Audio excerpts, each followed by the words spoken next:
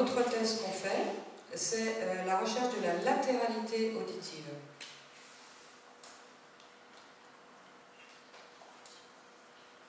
Si les sons émis sont perçus avec l'oreille droite, ceux-ci seront décodifiés dans l'hémisphère gauche, où se trouve le centre de la décodification de l'oreille droite et à côté le centre de la parole. Hein, vous savez qu'on a deux hémisphères qui guident la partie opposée du corps.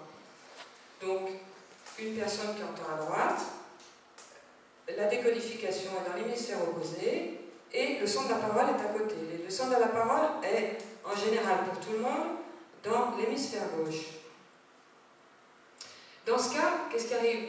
Eh bien, cette personne, elle entendra rapidement, parce que le trajet est rapide, et puis la décodification donc sera rapide, et elle va pouvoir aussi parler rapidement, parce on contrôle notre parole avec notre audition. Donc ici, le parcours est facile. On décodifie ce qu'on dit, on parle, le circuit est fluide. D'accord? Par contre, si inversement les sons sont perçus par l'oreille gauche, le parcours du son sera beaucoup plus long jusqu'à la décodification finale et au centre de la parole. Le langage sera plus lent et Dr Bérard soutient que ça peut aller jusqu'à des formes de bégaiement.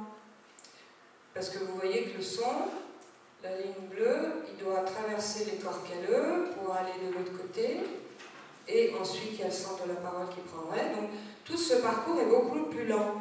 Le laps de temps entre deux syllabes est normalement est de 20 centièmes de seconde. Avec une latéralité gauche, il peut être jusqu'à 40 centièmes de seconde, sinon plus. C'est pour ça que Bérard soutient que certains bégaiements peuvent provenir d'une mauvaise latéralité auditive. Donc on fait plusieurs tests auditifs, comme je vous ai dit, et le test de la latéralité est vraiment important. On peut voir aussi, on voit souvent ça, des sons qui sont perçus alternativement à droite et à gauche selon la tonalité, selon leur tonalité. Et dans ce cas, il s'agit d'une latéralité alternée. Alors certains sons sont perçus à droite, donc rapidement, d'autres sont à gauche, donc plus lentement. Et ça porte vraiment des problèmes de fatigue à l'écoute, d'inversion de parole ou de phonème. Par exemple, la personne pourra comprendre las pour salle. Pourquoi? Parce que le L est décodifié plus vite que le S, donc en fait, quelqu'un dit salle et la personne décodifie le L plus rapidement et il comprend las. Ok?